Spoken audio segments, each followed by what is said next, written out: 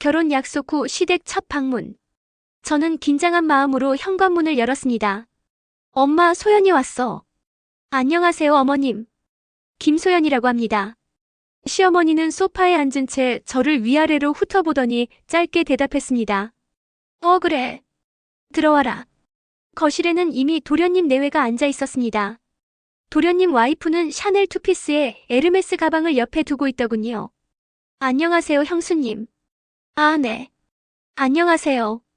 저는 백화점에서 산 단정한 정장을 입고 있었지만 그녀 옆에 선이 초라해 보였습니다. 나이가 어떻게 되나? 시어머니가 물었습니다. 38입니다. 38까지 결혼 안 하고 뭐 했대네? 가슴이 철렁 내려앉았습니다. 첫 만남부터 이런 식이라니. 저는 공부를 좀 오래 했어요. 대학원도 다니고요. 그래서 취업도 조금 늦게 해서 돈도 많이 못 모았고요. 그래, 그러더라. 공부 많이 하면 뭐 해? 돈도 못 모으고. 도련님 와이프가 끼어들었습니다. 형수님은 학교 어디 나오셨어요? 포항공대 졸업하고 대학원은? 헐, 포항이요? 대기업이라고 해서 서울에서 대학 다닌 줄 알았는데 지잡되네요. 그나마 뒤늦게 공부해서 대기업 들어간 케이스. 제 주변에도 몇 명 있어요. 얼굴이 화끈거렸습니다. 남편이 황급히 말렸습니다. 야, 너는 모르면 입 좀 다물고 있어라. 얘는 왜 그러냐? 동생한테 뭐라고 하는 거야? 시어머니가 도리어 남편을 나무랐습니다. 지잡대 맞구만. 뭘?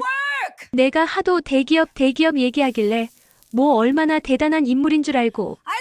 서울대나 나와야 한국에서는 좀 알아주지. 엄마, 포항공대가 서울대랑 비슷한 곳이야. 엥? 정말? 처음 듣는 소린데. 모르면 가만히라도 있으면 중간이라도 가지. 저는 억지로 미소를 지었습니다. 미리 알려줄 걸 그랬네. 미안, 소연아. 남편이 제 손을 꽉 잡았습니다. 아니, 괜찮아요. 모를 수도 있죠. 그래, 모를 수도 있지. 대학 가지고 유난 떨면 안 돼. 시어머니는 화제를 돌렸습니다. 그래, 집은 어떻게 할 건데? 소연이는 2억 정도 모아뒀고 나랑 합치면 우리 지역에서는 20평대는 구할 수 있을 거예요. 부모님은 안 도와주시고 저희 둘 다 나이도 있고 부모님께 손 빌리지 말고 저희끼리 하기로 했어요. 시어머니의 눈빛이 차갑게 식었습니다. 그래.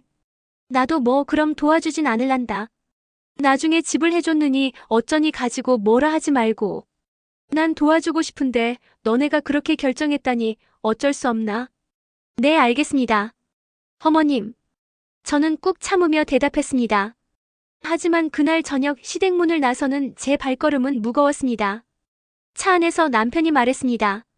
미안해, 소연아. 우리 엄마가 좀 돈에 예민하셔. 괜찮아. 이해해. 하지만 괜찮지 않았습니다. 가슴 한구석이 서늘했습니다. 이런 집안과 결혼해도 괜찮은 걸까? 하지만 저는 남편을 믿었습니다. 그가 제 편이면 충분하다고 그렇게 스스로를 다독였습니다. 결혼 1년 후 명절이 다가왔습니다. 소연아, 이번 설에는 우리 집에서 명절 지내자. 시어머니의 전화였습니다. 네, 어머님. 알겠습니다. 아, 그리고 장봐올 것들 좀 많으니까 일찍 와라. 전화를 끊고 한숨이 나왔습니다. 남편이 옆에서 미안한 표정을 지었습니다. 여보, 엄마가 또. 괜찮아. 명절인데 뭐. 하지만 설날 아침 시댁에 도착한 저는 황당한 광경을 목격했습니다. 어머님, 근데 둘째는요? 걔네는 친정 갔다가 내일 저녁에 온대. 네. 그럼 오늘 일은 저희 둘이 다 하는 거예요? 그래. 너네가 장남이잖아. 당연히 와서 일 도와야지. 제가 사온 장바구니를 내려놓는데 시어머니가 말했습니다. 이거 다 해서 둘째네 사돈댁 드리려고. 네. 사돈댁이요? 그래. 거기는 음식 안 하잖아. 저번에 한번 내 음식 드시고 너무 맛있다고 하시길래 남편이 불만을 터뜨렸습니다. 엄마, 뭐야? 그럼 우리 셋이 이 많은 걸 다 해서 사돈댁 드리는 거야? 그래. 너네는 이런 거라도 해서 드려야지. 내가 받은 시계 중고로도 1,000만 원 가까이 되는 거더라. 그렇게 비싼 시계 받아놓고 감사합니다를 말로만 하려고 했어. 저는 입을 다물었습니다. 하루 종일 전 나물, 갈비찜을 만들었습니다. 손가락에 화상을 입고 허리는 끊어질 것 같았습니다. 다음 날 저녁. 어머님 저 왔어요. 둘째 며느리 수지가 명품 가방을 들고 환하게 웃으며 들어왔습니다. 아이고 우리 복덩이 왔구나. 시어머니의 얼굴이 꽃처럼 피어났습니다. 뭘 또 이렇게 가지고 왔어? 별거 아니에요. 저희 부모님이 어머님 드리라고 해서요. 뭐야 이게? 어머 이거 버버리 코트야. 너무 이쁘죠? 마음에 드실지 모르겠어요. 어머머 이건 또 뭐야? 이번에 한정판으로 나온 에르메스 가방이잖아. 저희 엄마가 일본 가서 사온 거예요. 너무 귀한 거라고 어머님 꼭 드리고 싶다고 해서요. 저는 구석에서 그 광경을 지켜보았습니다. 시어머니의 얼굴은 환희로 가득했습니다. 어머님 너무 잘 어울리시네요. 엘레강스하고 귀티가 줄줄 흘러요. 우리 엄마 입이 귀에 걸렸네. 참나 그럼 좋지. 그렇게 좋아? 안 좋아? 시어머니가 저를 힐끗 보며 말했습니다. 너 결혼할 때는 이런 거 받아보지도 못해서 얼마나 더 기쁘겠니? 가슴이 철렁 내려앉았습니다. 그날 밤 남편이 말했습니다. 미안해 여보. 엄마가 너무 심했어. 괜찮아. 익숙해. 하지만 괜찮지 않았습니다. 제 눈에서 눈물이 주르륵 흘러내렸습니다. 나는 뭐지? 여기서 대체 뭐 하는 거지? 그날 이후 저는 결심했습니다. 여보, 나 이제 명절 때 시댁 안 갈래. 응? 갑자기 왜? 당신 동생이 형한테 후진차 국산차 창피하다고 대놓고 무시하잖아. 나도 사람이야. 그걸 어떻게 참고 들어? 그날 명절 모임에서 일어난 일이었습니다. 형, 차 아직도 안 바꿨어? 차를 왜 바꿔? 아직 쌩쌩한데. 아, 진짜. 언제까지 국산차 타고 다닐 거야? 나이 마흔에 창피하지도 않아? 난 이번에 아버님이 BMW로 바꿔주신대. 어머님 통도 크시죠? 수지가 교묘하게 끼어들었습니다. 우리 아빠가 차를 워낙 좋아하셔서 사위도 멋진 차 타고 다니라고 선물해 주신대요. 시어머니가 맞장구 쳤습니다. 그래, 돈 많으신 분들이 경제 좀 살려줘야지. 너희도 좀 차 바꿔라. 에이, 아주버님. 한국 사람들은 멋진 차, 좋은 집, 좋은 옷. 겉으로 치장을 잘해야 어디 가서 무시 안 당하죠. 저는 국산차 창피해서 이제 못 타요. 그 순간 제가 끼어들었습니다. 이해 못하면 그런가 보다 하고 살아야죠. 어쩌겠어요. 국산차 타고 다닌다고 이해 못하면 본인들이 다 외제차로 바꿔줄 거 아니잖아요. 왜 굳이 잘 타고 다니는 사람 앞에서 그러시는 건데요? 아니, 형은 제 형이니까. 맨날 후진차만 타고 다니니까 그렇죠. 그럼 도련님이 왜로 바꿔주시던가요? 말만 하지 말고요. 그때 시어머니가 소리쳤습니다.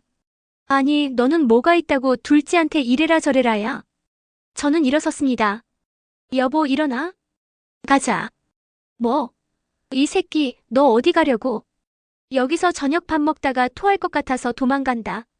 그날 이후 저는 시댁과 연락을 끊었습니다. 1년이 지났습니다. 평온했습니다. 남편도 시댁에 연락하지 않았습니다.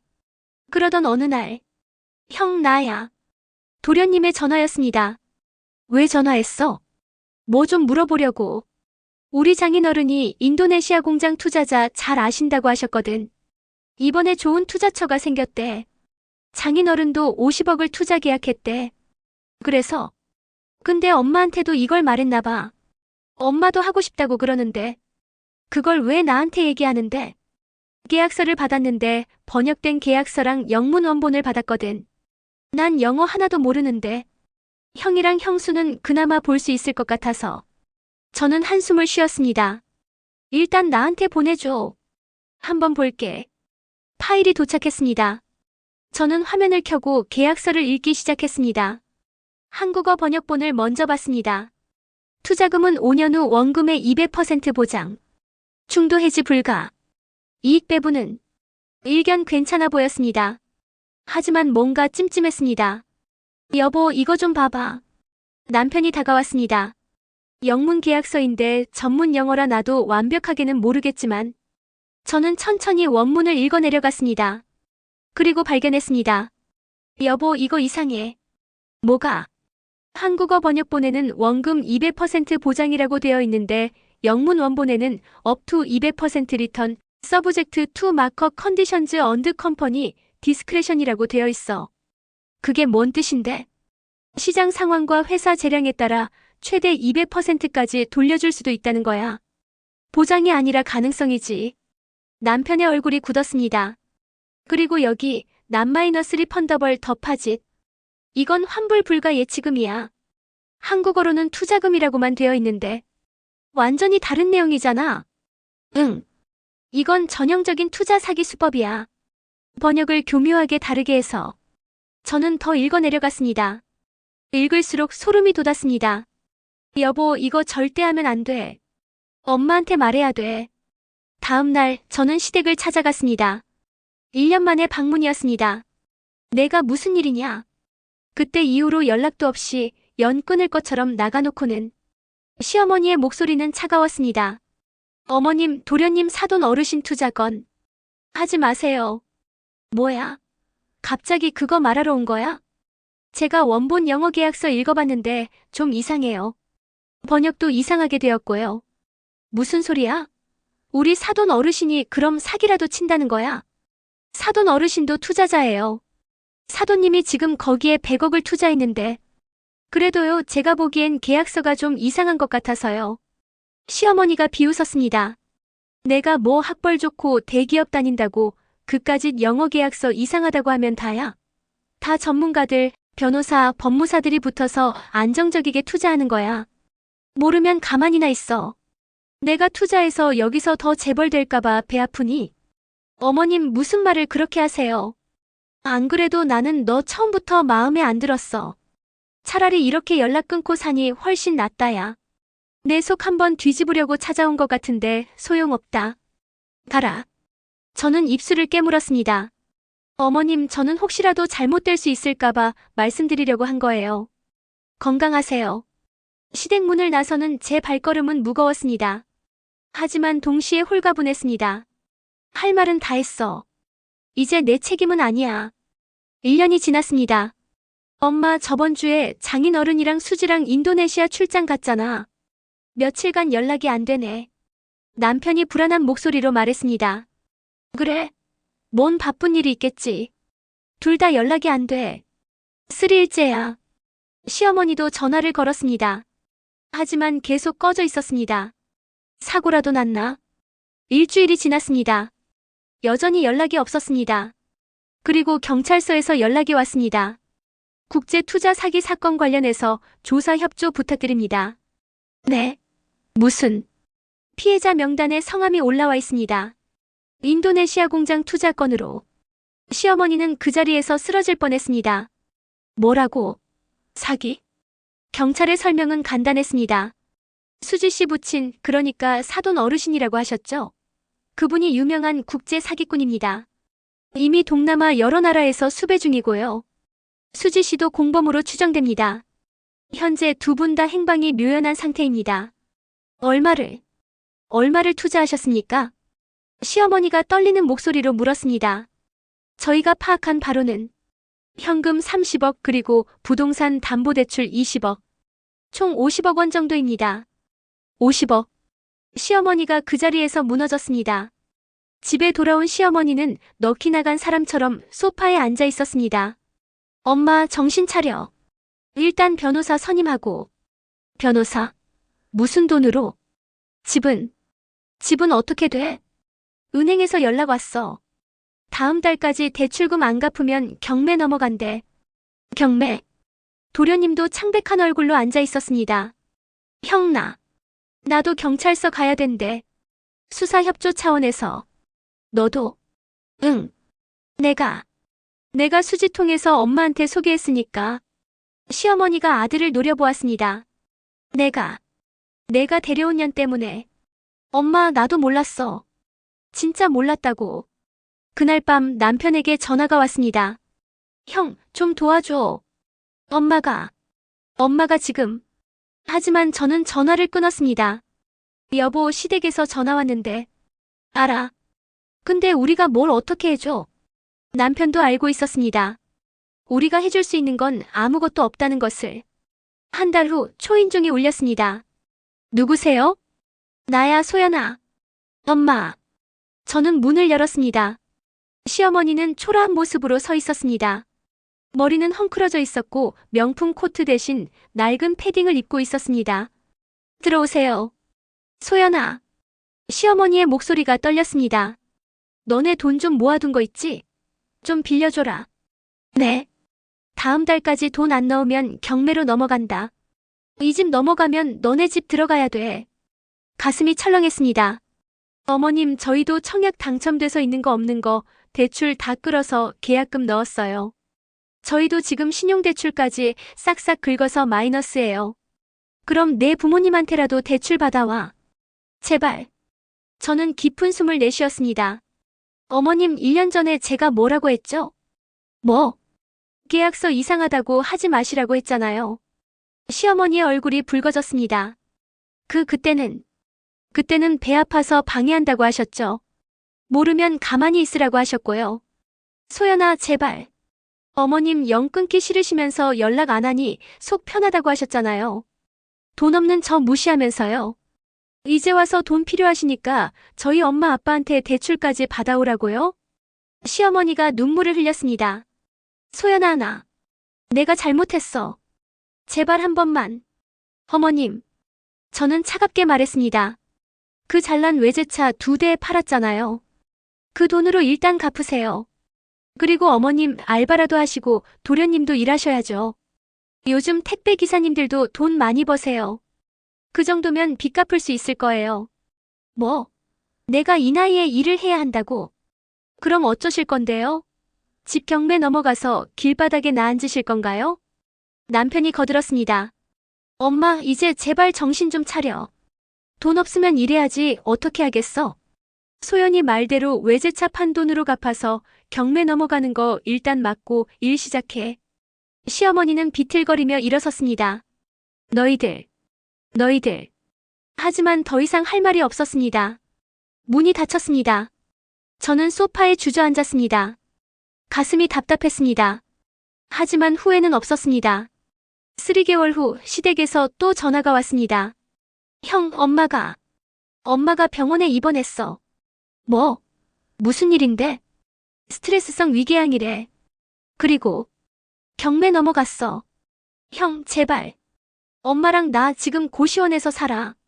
하루 종일 택배 일해도 빚 이자만 갚기 바빠. 너네 집에 와서 살면 안 돼. 제발. 저는 전화를 받았습니다. 도련님, 저예요. 형수님. 안 됩니다. 저희 집은 방 2개짜리예요. 저희도 애 낳으려고 준비 중이고요. 그럼 돈이라도. 도련님. 저는 단호하게 말했습니다. 1년 전에 제가 뭐라고 했죠? 계약서 이상하다고 절대 하지 말라고 했잖아요.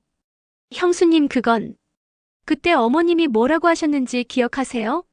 배 아파서 방해한다, 모르면 가만히 있으라고 하셨죠. 저도 당시에 국산차나 타는 가난뱅이라고 무시당했고요.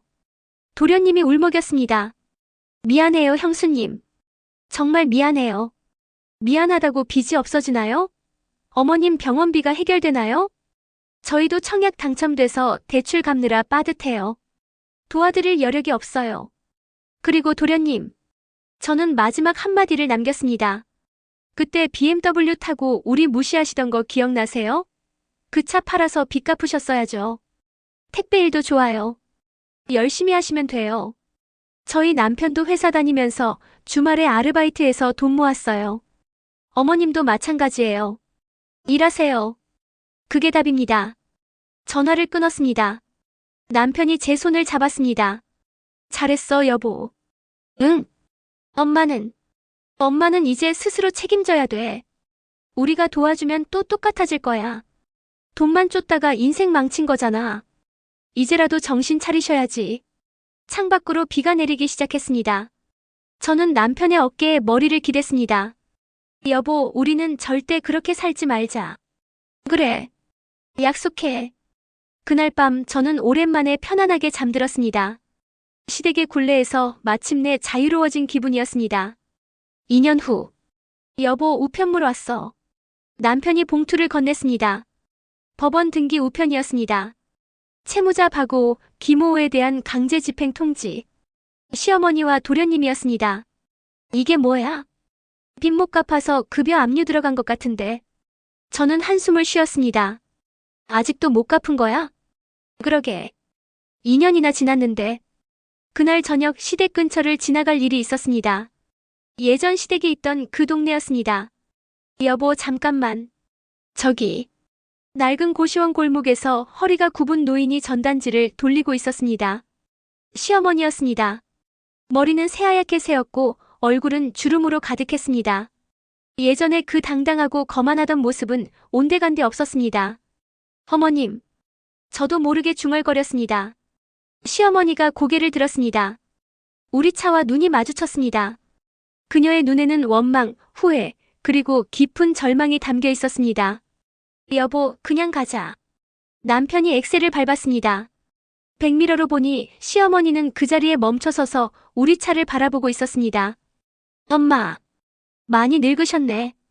남편의 목소리가 떨렸습니다. 응. 2년 만에 보니까. 동생은 어떻게 지내는지 모르겠네. 아까 법원 서류에 주소 있었잖아. 같은 고시원에 사는 것 같던데. 집에 돌아와서 저는 인터넷을 검색해봤습니다. 국제투자 사기 피해자 모임 게시판에 도련님의 글이 있었습니다. 어머니 건강 악화로 병원비 때문에 빚이 더 늘었습니다. 택배일 하루 12시간 해도 이자만 갚기 바쁩니다. 사기꾼들은 아직도 못 잡았고 저희는 평생 이렇게 살아야 할 것 같습니다.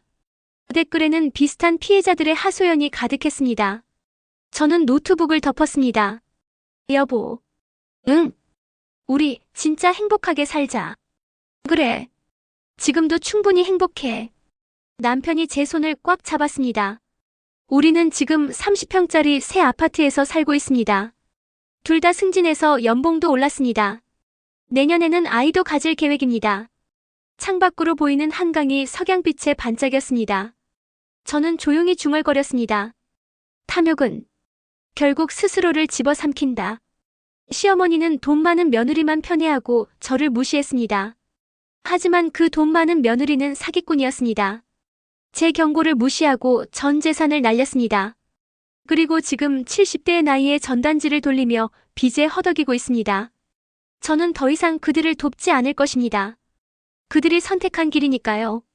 남편이 커피를 건넸습니다. 뭐 생각해? 아무것도. 그냥 우리 잘 살자는 생각. 그래. 우리만 잘 살면 돼. 저는 고개를 끄덕였습니다. 시댁과의 연락은 완전히 끊어졌습니다. 그들의 파멸을 저는 더 이상 지켜보지 않을 것입니다. 이것이 제가 선택한 자유입니다. 그리고 그들이 자초한 파멸입니다. 여러분, 이 이야기 어떠셨나요? 시어머니는 겉만 번지르르한 둘째 며느리만 편애했지만 정작 진심으로 경고해준 건 무시당하던 큰며느리였습니다. 탐욕은 결국 자기 자신을 파멸시킵니다. 돈보다 중요한 건 사람을 보는 눈이 아닐까요? 다음 이야기도 기대해주세요. 구독과 좋아요 부탁드립니다.